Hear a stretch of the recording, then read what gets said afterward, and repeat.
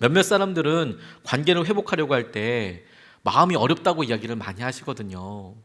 이게 마음이 안 따라간다고. 더 쉽게 이야기하면 굳이 회복하고 싶지 않다.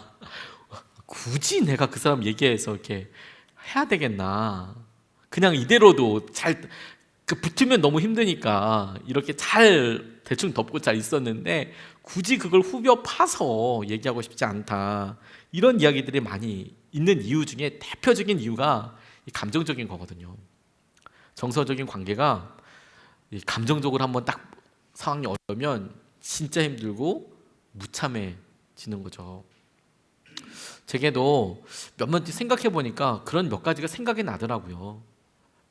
감정적으로 이게 그렇다 어렵다라고 이야기하는 게 사실 표현하기도 부끄러울 정도의 아주 사소한 일이지만 마음속에 딱 섭섭한 마음이 확 들면 그걸 추스리는데 저도 시간이 많이 걸리는 편이라는 것을 알게 됐어요.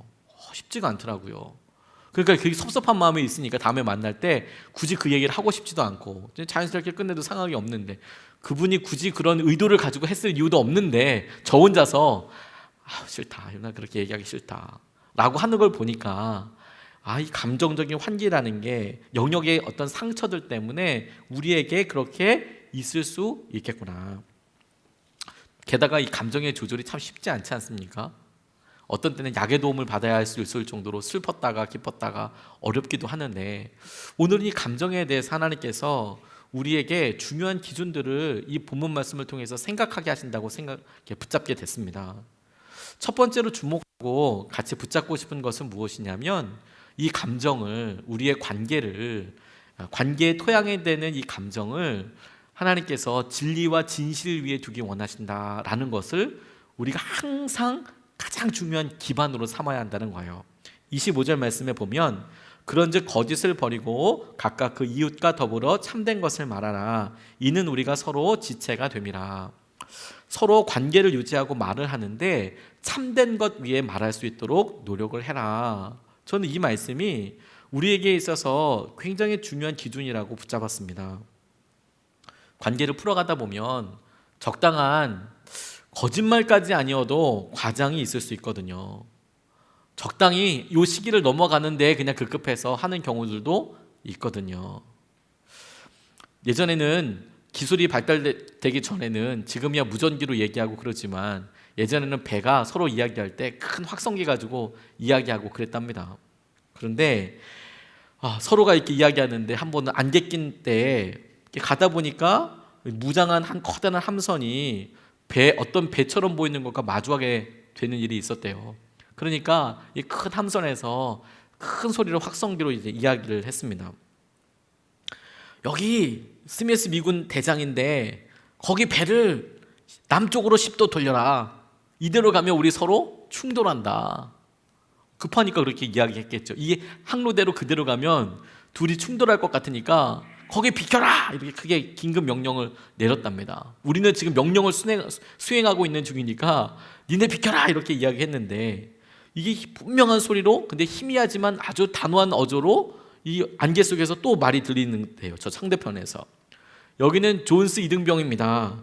그 배를 북쪽으로 10도 돌리십시오. 이렇게 이야기하더라는 거예요. 그러니까 아니 이등병 주제에 지금 선장이 이쪽에는 대장 정도 되는 사람이 이야기하는데 이 지금 뭐 하는 소린가 싶어서 권위에 찬 그런 음성으로 여기는 스미스 미 해군 대장이다. 우리는 이대로 나아갈 테니 그 배를 남쪽으로 10도 돌려라. 이렇게 이야기를 한 거예요. 근데 또 안개 속에서 여전히 똑같은 답이 들려오더라는 거예요. 그쪽 배를 돌려라고. 화가 너무 치밀어서 여기는 스미스 대장이라고 했다. 당장 남쪽으로 10도 우회해라. 우리는 함선이다. 이게 큰 배니까 함부로 돌릴 수가 없으니까 니들이 돌려라. 우리는 전함이다. 이렇게 이야기했더니 동요하지 않고 똑같은 목소리로 여기는 존스 이등병입니다. 그 배를 북쪽으로 10도 돌리십시오. 여기는 등대입니다. 그렇게 이야기해요. 여기는 등대입니다. 감정을 끌고 갈 때 저거 어떻게 해야 되나, 이걸 어떻게 만나야 되나 싶기도 하지만 어느 순간인가 중요한 서로가 변하고 이 사람 지금 기분 좋은 거야 나쁜 거야, 지금 얘기한 타이밍이 좋은 거야 안 좋은 거야, 애들한테도 지금 말해야 되는 거야 말아야 되는 거야, 다양하게 우리가 생각하는 많은 고려들이 있지만 어느 순간이건 어느 때든 절대 변하지 않는 기준이 무엇이냐면 진리, 진실 위에 이야기해야 한다는 거예요. 바른 말을 해야 된다. 바른 말을. 이 상황을 넘기기 위한, 관계 자체를 넘기기 위한 수준이 아니라 순간적인 상황이 나아지기 위해서 계속 덮고 이러다 보면 나중에 어디서부터 잘못될지 모르게 커다란 일을 경험하게 되니까 처음부터 진실을 이야기하고 그리스도의 진리 위에서 참다운 말을 하기 시작해야 한다는 거예요. 그게 기본이라는 거예요. 그게 기본.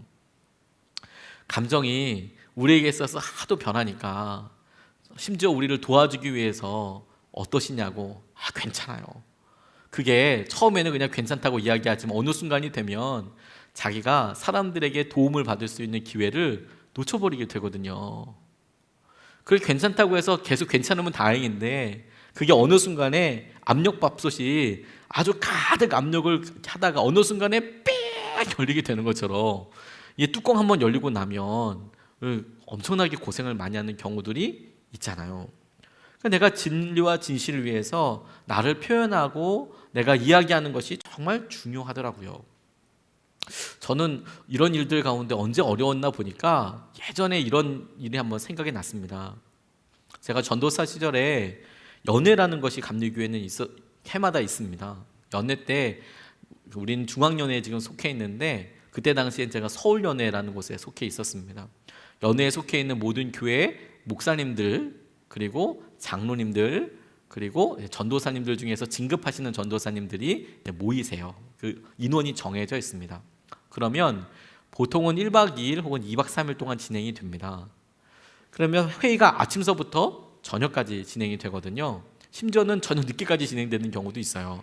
그러면 식사비가 나옵니다. 근데 그 식사비라는 것이 뭐 많이 주는 건 아니지만 교회에서 간단하게 참석하는 사람들한테 그냥 몇만 원 이렇게 줘서 밥 드시라고, 챙겨줄 수가 없으니까 다른 곳에 가서 회의를 하다 보니까 장로님들에게나 목사님께나 똑같은 얼마간의 차비를 줍니다.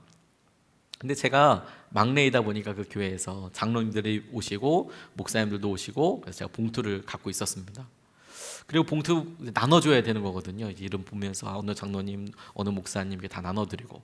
그런데 한 분이 안 받아가신 거예요. 한 분이. 그러니까 이제 그 자리에 안 오시니까 그럼 누군가가 챙겨서 그걸 드려야 하는데 늦게 오실 줄 알았는데 이분이 안 오셨어요.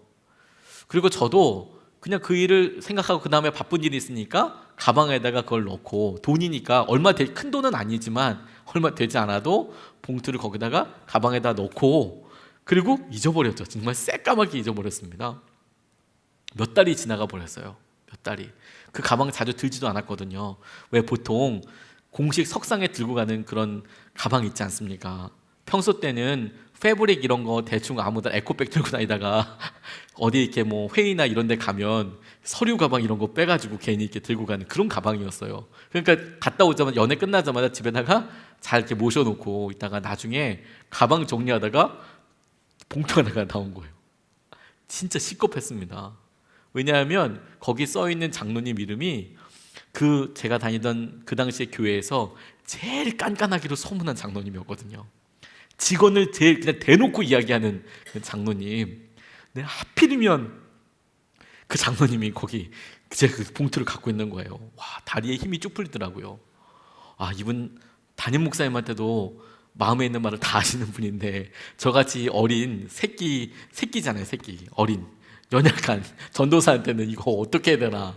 와.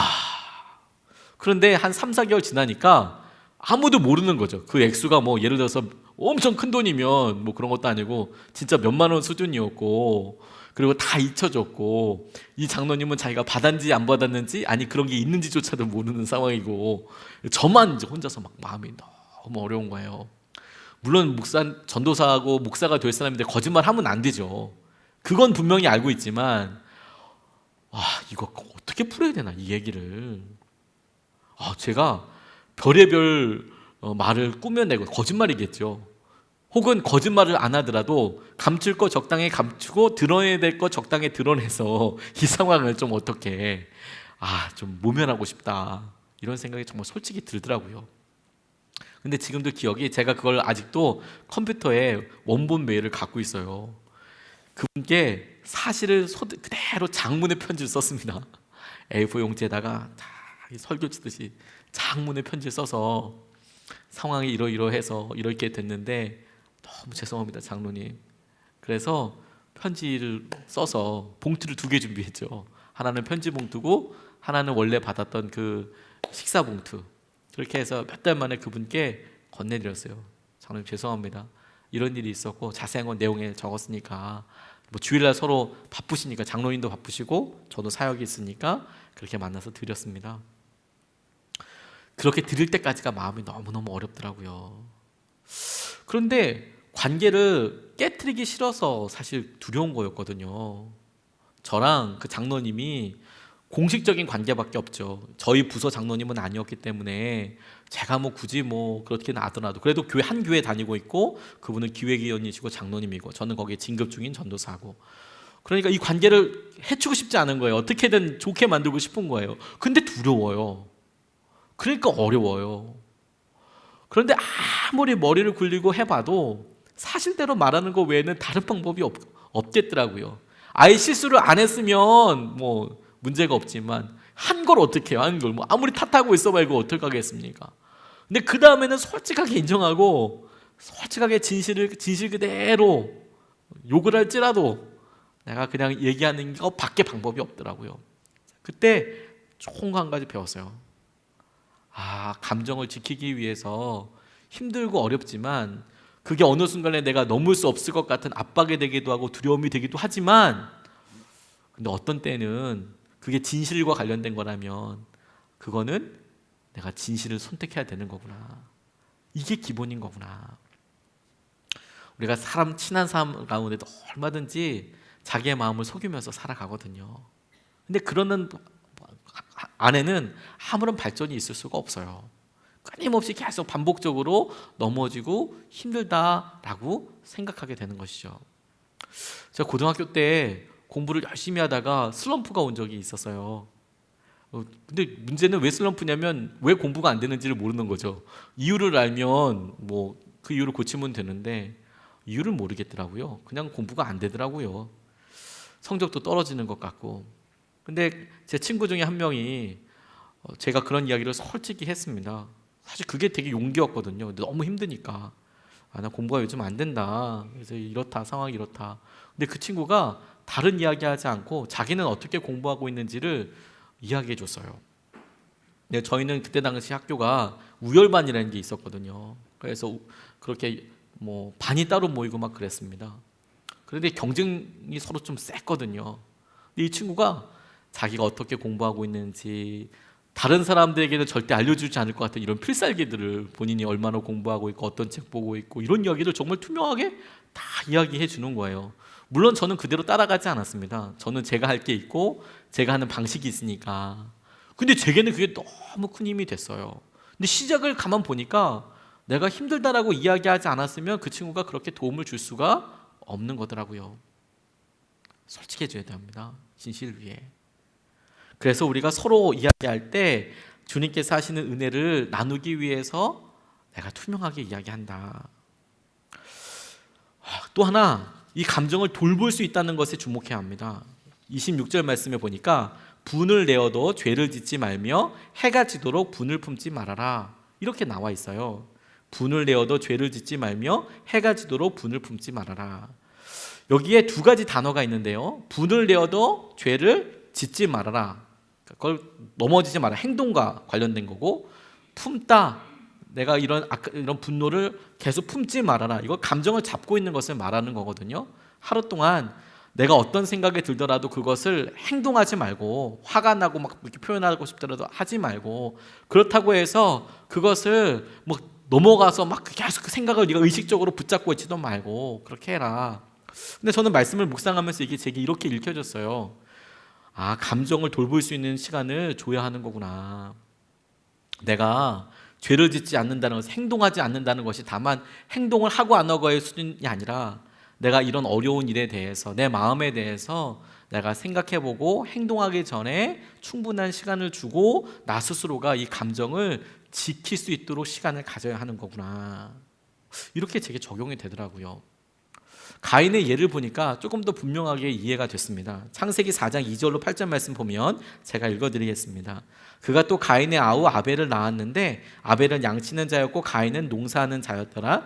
세월이 지난 후에 가인은 땅의 소산으로 제물을 삼아 여호와께 드렸고 아벨은 자기도 양의 첫 새끼와 그 기름으로 드렸더니 여호와께서 아벨과 그의 제물을 받으셨으나 가인과 그의 제물은 받지 아니하신지라. 가인이 몹시 분하여 안색이 변하니 여호와께서 가인에게 이르시되 내가 분하여 함은 어찌 됨이며 안색이 변함은 어찌 됨이냐. 내가 선을 행하면 어찌 낯을 들지 못하겠느냐. 선을 행하지 아니하면 죄가 문에 엎드려 있느니라. 죄가 너를 원하나 너는 죄를 다스릴지니라. 가인이 그의 아우 아벨에게 말하고 그들이 들에 있을 때에 가인이 그의 아우 아벨을 쳐 죽이니라 라는 말씀입니다. 유명한 말씀이죠. 그런데 감정과 관련돼서 주님께서 이것을 생각나게 하시면서 제게 주목하게 하신 것이 무엇이냐면 네가 낯을 들지 못하였느냐. 왜 선을 행하지 아니하면 죄가 문에 엎드려져 있느니라. 죄가 너를 원하나 너는 죄를 거꾸로 다스려야 한다. 여기 보면 마음 안에 드는 감정과 그 일을 행동하는 행동을 이렇게 분리해서 이야기하고 있어요.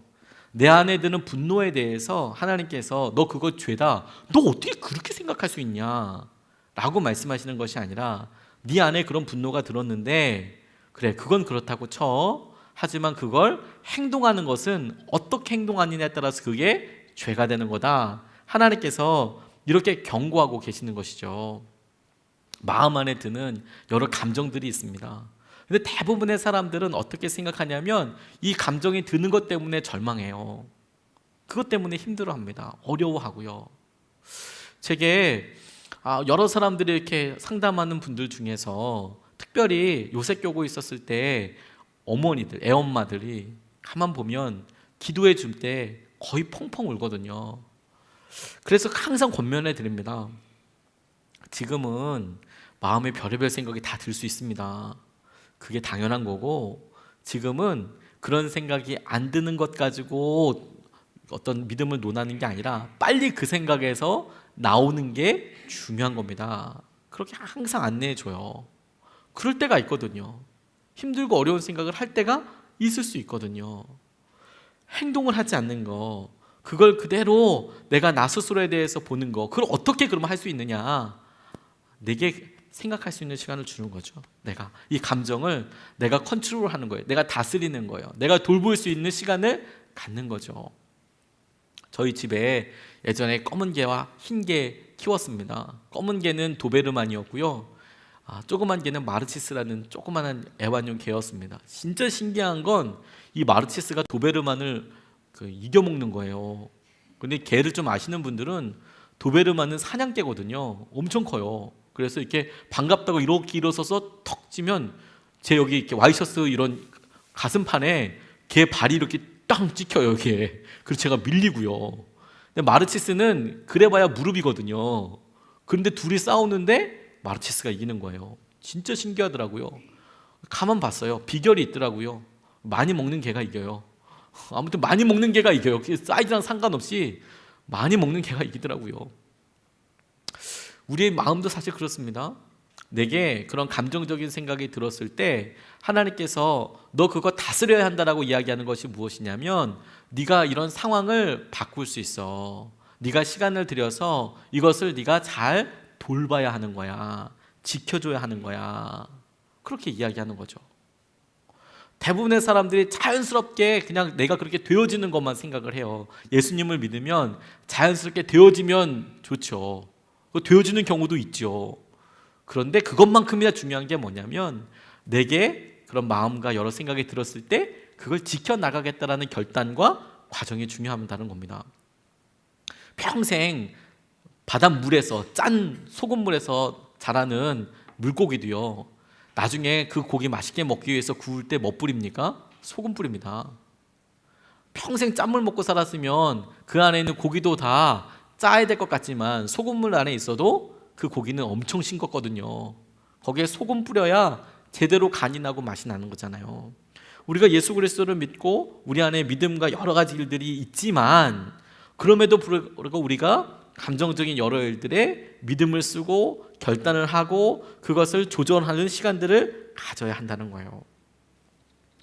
병원에 입원해서 보니까요, 제가 감정의 근육이 있다는 걸 알게 되겠더라고요. 됐습니다. 많이 쓰다 보면 그러면 그런 근육들이 발달하게 되죠. 무리하면 당연히 망가지게 되고요. 몸도 그렇지 않습니까? 근데 가만 보니까 내가 몸이 아픈 것보다 제 마음에 제가 하지 못하는 책임감과 제 마음에 드는 감정들에 더 쉽게 무너진다는 것을 알았어요. 그리고 제 안에 별의별 희한한 것들에 대해서 생각하게 되고요. 사람이 되게 연약하더라고요. 우리가 하나님께서 주시는 여러 감정들을 선물로 받아들이고 그것을 붙잡는 것이, 잘 조정하는 것이 되게 중요해요. 조 베일리라는 분이 우리가 마지막으로 얘기한 것이라는 것에서 감정에 대해서 이런 표현을 했습니다. 이분이 너무 슬픈 일이 있으셔서 그래서 찢어질 듯한 아픔으로 이렇게 앉아 계셨대요. 근데 어떤 사람이 와서 하나님의 다루심, 왜 이런 일이 일어났는지, 그리고 무덤 저 너머의 소망에 대해서 이렇게 말하더래요. 줄곧 얘기하더랍니다. 근데 그분이 얘기하는 거 다 진실인 것도 알고, 그런데 마음이 전혀 동하지가 않더래요. 다만 좀 빨리 가줬으면 좋겠다, 이 사람. 그런 마음이 솔직히 들더랍니다. 그리고 결국 그분이 가버리고요. 근데 또 다른 사람이 한 분 이렇게 왔더랍니다. 조 베일리라는 사람한테. 그리고 무엇을 말하면 특별한 이야기 하지 않고 옆에 앉아 있더래요. 그래서 뭘 자기가 말하면 들어주면서 아주 간단히 그냥 기도해주고 떠나더래요. 1시간 이렇게 있는데 별 얘기하지도 않고 가만히 있어주고, 그리고 얘기하니까 그거 듣고 나중에 간단히 기도하고 그냥 가버리더라는 거죠. 그런데 지나고 나니까 그분이 더 마음에 감동되고 위로받게 되고, 그리고 그분이 떠나는 게 진짜 싫더라는 거예요. 저는 우리가 우리 스스로 이런 일을 꼭 해줘야 된다는 생각이 들었어요. 우리가 힘들고 어려워요. 그런데 정작 우리가 그거에 대해서 잘 인정하지 않는 거예요, 우리 스스로가. 그리고 우리 스스로가 그걸 안아주지 못하는 거예요. 내가 얼마나 수고했는지, 내 마음이 얼마나 두려운지, 내 마음이 얼마나 급박하게 생각했는지. 그걸 다른 사람들이 이해 못 해준다, 그것만 문제가 아니라 정작은 우리 스스로가 그거 잘 이해하지 못하고 받아들여주지 못하고 심지어 용서하지도 못해요. 감정을 돌볼 수 있다는 건 뭐냐면, 그렇게 내가 내 감정에 대해서 솔직히 인정하고 그거에 대해서 그렇구나, 내가 나를 공감해 주는 시간이, 내가 나를 공감한다는 표현이 되게 그렇지만 이해하는, 근데 그것보다 남을 공감하듯이 그래, 진짜 수고 많았다, 그래, 대단했다, 누구라도 더 힘들 거야, 그렇게 이야기해주고 붙잡아 주시는 시간이 이 감정을 돌보는 시간이라는 생각이 들었어요. 가인과는 다르게 요나는 그가 분노를 갖고 있었습니다. 하나님께. 하나님, 저 니느웨에서 안 망하지 않습니까? 내가 그럴 줄 알았습니다. 이렇게 하나님께 따졌거든요. 하나님께서 박넝쿨 하나 보여주시면서 이야기하세요. 본인의 이야기를. 야, 너 박넝쿨 하나 때문에도 이렇게 화내니? 이게 맞니? 네가 그렇게 애착을 느껴서 이렇게 화낼 정도로 네 마음이 그러니? 근데 생각해봐라. 네가 심지도 않고 그랬지만 네가 그게 너한테 필요한 거였고, 네가 잠깐이지만 네가 정말 아끼는 거였기 때문에 그게 없어져서 네 마음이 그렇게 화가 난다면, 하다못해 니느웨 성에 있는 이렇게 많은 사람들 내가 계획하고 사랑해서 인도하여서 여기까지 오게 됐는데 그거 없어지는 거에 대해서 내 마음은 어떨 것 같으니? 근데 그렇게 이야기를 하고 얘기하지 않습니까? 요나가 자기에게 있었던 일들을 기도하고 얘기하고 부족하지만 그렇게 하나님께 앞에 고백하는 것을 통해서 사실 자기 마음과 함께하는 거거든요. 우리가 우리 안에 있는 감정과 마음을 돌볼 수 있어야 한다는 거예요. 그런데 그럼에도 불구하고 27절 말씀이 우리에게 주목하게 하시는 것을 같이 기도하고 싶어요. 마귀에게 틈을 주지 말아라. 분노가 대표적인 감정이지만 사실 우울감도 사단이 틈탈 수 있는 굉장히 중요한 통로인 것 같습니다. 한번 빠지면 나오기가 쉽지 않거든요. 제가 이런 우울감을 한번 있어 보니까 너무 힘들다는 것을 알았어요. 그래서 이거 중요한 거구나. 목회를 하면서도 어느 상황들이나 어떤 것에 대해서 한결같이 믿음으로 똑같이 고백하는 게 너무너무 중요한 거구나. 어느 한순간에 되겠나 이렇게 하는 순간 나락으로 빠져버리는 거구나. 제가 경험한 적이 있거든요. 너무 힘들어서. 그런데 이게 사단의 틈이 되겠더라고요. 내가 우울하고 억울한 마음에 휩쓸리다 보면 마귀에게 틈을 줘요. 과도한 우울감이 내가 평소 때 같으면 전혀 하지 않을 또 다른 화와 또 다른 행동과 실수하고 후회할 만한 일들을 하게끔 이끌어가요. 그러니까 마귀에게 틈을 준다는 것이 분노도 분노이지만 우리 감정에 있어서 내가 나 스스로 조절하지 못하고 누군가에게 확 맡겨버리게 되었을 때 일어나는 그 다음에 행동이 되겠더라고요. 근데 이건 거꾸로 우리에게 이런 경고가 될 수 있습니다. 마귀에게 틈을 주지 말라는 것은 그때가 적극적으로 하나님을 찾아야 하는 때다라는 것을 알려주는 중요한 사인이라는 거예요. 내 마음속에 이런 감정이 드는 게 당연해. 우리가 진리 가운데 진실을 나누려고 하니까 그냥 세상에 사는 것 좀 편하게 이 순간만 넘어가면 그럼 내가 안 볼 거니까 잊혀질 건데, 근데 그게 제대로 된 방식이 아니고 내가 진실로 이걸 풀어가려고 보니까 너무 마음에 부대끼고 힘들고, 그래서 우리가 인정해 주는 거죠. 그랬구나, 힘들구나, 어려웠구나. 그렇게 하려고 보다 보니까 내 마음속에 틈이 보이는 거예요. 막 스트레스도 쌓이고 어떻게 될지도 모르고. 그럴 때 이때가 하나님 앞에 나아갈 때인 거구나. 틈을 보이면 안 되는 거구나. 오히려 더 거꾸로 주님을 차지하는 거구나. 이상해요. 감사가요, 원망 한 방이면 기쁨이 사라져요. 진짜 신기하지 않습니까? 아무리 좋은 걸 누리고 있어도요, 원망 한 방이면 그러면 기쁨이 다 사라져요. 그거 회복되는데 너무너무 힘들더라고요. 아무리 감사한 관계도요, 너무 힘들어. 내가 한번 그냥 툭 이렇게 하고 나면 그 다음엔 어떻게 회복이 안 되는 거예요. 부부관계도 아주 사소한 말 한마디로부터 사실 나락으로 빠지는 길이 그냥 틈이 갈라져 버리게 되는 거거든요.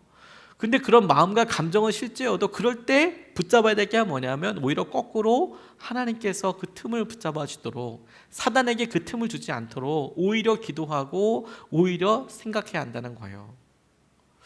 영적으로 우리에게 보이는 커다란 어떤 재정이나 건강이나 이런 것들만 기도 제목이 아니고요, 어쩌면 우리의 마음의 변화, 우리 안에 있는 이런 생각의 변화가 더 커다랗게 기도해야 되는 순간일 수도 있어요. 여기서부터 훅 들어가 버리게 되니까요. 제가 참 좋아하는 이야기 중에서 1960년대 루비 브리지스라는 여자아이 이야기 제가 참 좋아합니다. 제가 이 이야기를 읽고 제 생각에도 이거 너무 참 귀하다, 나도 이렇게 살았으면 좋겠다는 생각이 들었어요. 이 아이가 초등학교 입학할 때였어요. 6살짜리 소녀예요. 6살짜리. 그러니까 우리나라 나이로는 한 8살 정도 됐겠네요. 많이니까 7살이나 8살 정도. 1960년대에 처음으로 흑백 통합교육을 했습니다. 흑백 통합교육이니까 이상하지만 백인이 다 교육받았고요, 흑인들은 교육 못 받았거든요. 근데 흑백, 다시 말해서 학교가 이제 백인 학교에 흑인들도 들어가는 거예요. 참고로 요즘은 그렇게 나눠서 했다가는 다 잡혀갑니다. 미국에서. 이제 피부 색깔로 절대로 이렇게 차별 못하도록 그렇게 했는데, 첫 번째로 이 아이가 입학할 4명의 학생 중에 하나로 선발되는 거예요. 초등학교 두 학교에 4명이 들어가게 되는데, 불행은 뭐였냐면 3명은 같은 학교로 갔는데 이 루비라는 이 여자아이만 한 학교에 들어가게 된 거예요. 이게 진짜 힘든 거였죠. 완전히 진짜 힘든. 루이지애나주의 윌리엄 프란스 초등학교에 들어가게 됐답니다. 그런데 참 어른들도 너무 심하죠. 애가 그렇게 처음으로 초등학교 입학하는 날인데 흑인이 왔다고, 세상에 그 앞에 흑인 인형을 널고 화형식을 하고요. 애가 지나가는데 침 뱉고 욕하고 심지어 죽이겠다고 한 거예요. 6살짜리 여자애한테, 6살짜리 여자애한테. 그렇게까지 해야 되나 싶잖아요. 그러니까 이제 나라의 법이 이제 그렇게 정하니까 흑백의 차이 없다, 사람은 피부 색깔로 아무런 차이가 없다, 이제 그렇게 선포하고 있으니까 이제 이 아이를 특별 관리하는 거예요. 이 얘가 얼마나 이 마음의 스트레스가 심할 거냐. 그래서 그 고통을 감내할 수 있도록 로버트 콜스라는 의사 선생님, 정신과 선생님을 이 루비한테 붙여줬답니다. 애가 너무 스트레스 받을까봐. 그런데 애가 뭐 너무 이런 상황들에서 너무 유연하게 잘 대처하는 거예요. 뭐 자기한테 욕도 하고 뭐 죽인다 살린다 뭐 얘기하고, 바깥에 나와서 폭도들이 와가지고 애 한 명인데 어른 뭐 수십 명 와가지고 뭐 데모하고, 이게 참 말 같지 않은데 그런 일이 있었다니까요. 근데 그걸 뻔뻔히 다 보잖아요. 근데 애가 너무 평안한 거예요. 근데 어느 날 루비 선생님이 루비를 이렇게 보니까 자신에게 막 저주를 퍼붓는 듯한 그런 성난 군중 앞에 이렇게 멈춰 서는 걸 이렇게 보게 된 거예요, 선생님이. 그리고 루비가 뭐라고 이렇게 말하는 걸 본 거예요. 그러니까 바로 얘가 마음에 있는 진실을 이야기하지 않았나 보다고, 마음이 얼마나 힘들면 애가 이렇게 서서 뭐라고 이야기하더라. 그러니까 이제 선생님이 이제 부르신 거예요, 이 루비를. 그러니까 의사 선생님이 너 뭐 그런 일이 있었다면 무슨 얘기했냐 그렇게 이야기하니까 얘가 처음에는 잘 얘기하지 않다가 머뭇머뭇 이야기하더라는 거예요. 뭐라 했냐? 네, 그 사람들에게 말한 거 아니고요. 그 사람들을 위해서 기도하고 있었어요. 이렇게 이야기했대요. 그 사람들을 위해서 기도하고 있었다고. 너무 깜짝 놀란 거죠. 그리고 나중에 이 루비라는 친구가 자기의 회고록을 썼습니다. 그때 그날의 일을 이렇게 이야기했답니다. 우리 어머니와 목사님은 항상 이렇게 말씀하셨다. 내 원수들과 너를 괴롭히는 사람들을 위해 기도해야 한다. 그래서 나는 그렇게 했다. 이렇게 이야기하더라는 거예요. 이 콜스 박사 앞에는 이거 이야기하지 못했지만 예수님 말씀대로 그렇게 했다라고 이야기하더라고요. 나를 조롱하고 핍박하는 사람들 앞에 내가 사실 감정이 얼마나 반응하겠습니까? 모욕감을 느끼면 정말 힘들더라고요. 저도 어렵더라고요. 잘 있다가도 나를 이렇게 무시하나 싶은 마음이 들면 힘든 생각, 어려운 생각 막 들더라고요. 그런데 어린아이지만 그렇지, 내가 돈이 많이 필요하고 교회에 어떤 커다란 행사가 있고 우리 무슨 일에 엄청난 일이 있고, 이것보다 더 중요한 게 뭐냐면 내 마음 안에 있는 이런 변화가 주님을 찾을 수 있고 주님을 만날 수 있는 정말 중요한 기회이고 그리고 통로가 되겠구나. 마귀에게 틈을 주지 말라는 것이 다만 방어하는 수준이 아니라, 그렇게 내게 감정적인 틈이 보일 것 같으면 오히려 더 하나님을 찾고 나아가야 하는 거, 섣불리 이야기하지 않고. 릭 워렌 목사님, 세르백 교회 담임하시는 목사님이서 굉장히 유명한 목사님이십니다. 그분 사모님이 케이 워렌이라고 부부가 같이 사역하고 그러시거든요. 근데 그 가정에 안타까운 일이 있었어요. 뭐냐면 장남이 스스로 목숨을 끊은 일이 있었습니다. 큰 교회 목사님인데 그 목사님 첫째 아들이 그렇게 뭐 극단적인 선택을 했어요. 그러니까 말도 안 되는 일이 일어난 거죠. 아버지는 대형교회 목사인데 자기는 그렇게 어렵고 힘들고 정작 자기 안에 있는 이 우울감을 이기지 못했어요. 그래서 안타까운 일이 있었습니다. 그래서 두 분께서 어떤 신문에다가 자기 마음도 이야기하고, 근데 이분이 나중에 쓰신 글을 보니까 그런 안타까운 일이 있을 때도 정말 힘들었지만 첫 번째 기일 때 있었던 일을 이야기하는 거예요.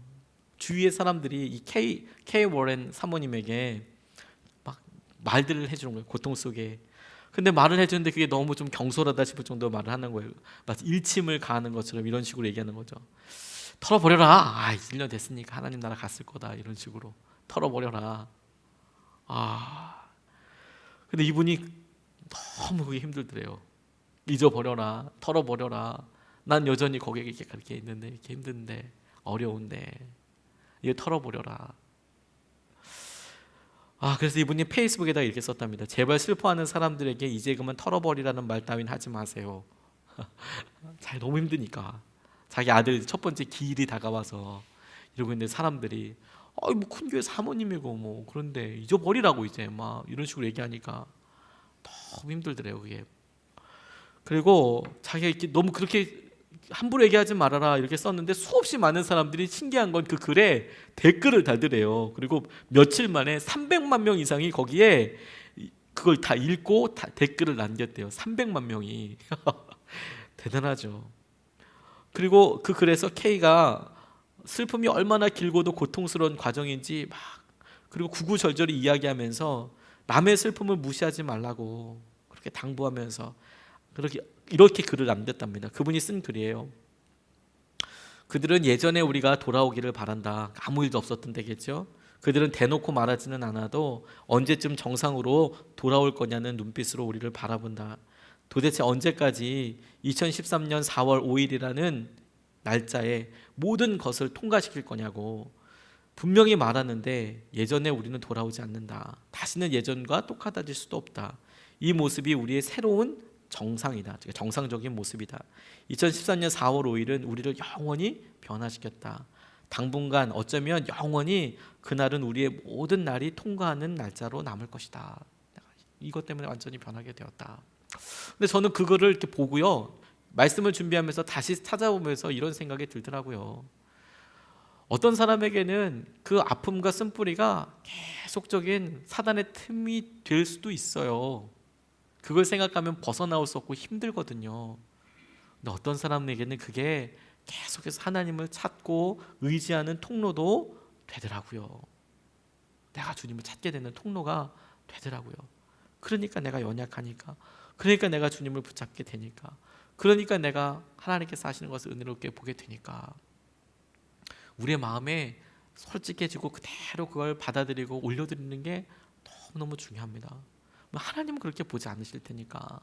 우리가 우리 스스로에게 너무 힘들게 하고 어렵게 하는 것을 통해서 우리가 늘 어려움을 겪게 되는 거니까요.